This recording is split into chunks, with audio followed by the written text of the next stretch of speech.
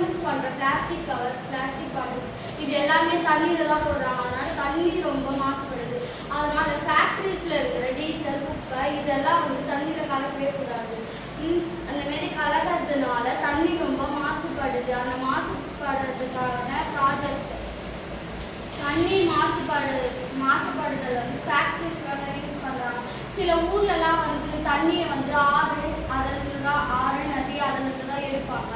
அந்த இடத்துல வந்து பூமிக்கு அடியில் வந்து ஃபேக்ட்ரிஸ்லாம் நிறைய கட்டி அந்த ஃபேக்ட்ரிஸில் இருக்கிற டீசல்ஸ் எல்லாமே தண்ணியில் கலக்கிறதுனால தண்ணி ரொம்ப மாசுபடுது. அதில் இருக்கிற பிளாஸ்டிக்ஸ்லாம் வந்து தண்ணியில் கலக்கிறாங்க. அதனால் அதை குடிக்கிற மக்கள், குழந்தைகள், முதியோர்கள் எல்லாருமே வந்து ரொம்ப